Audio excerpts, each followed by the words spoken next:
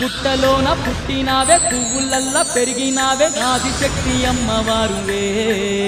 ఓ ఎల్లమ్మ లగ్గమొక్కటాయే గాని నాగవెల్లి గాకపాయ నువ్వు సుఖపడ్డదెప్పుడే బతుకంతా బాధలాయే కంటి నిండా శోకమా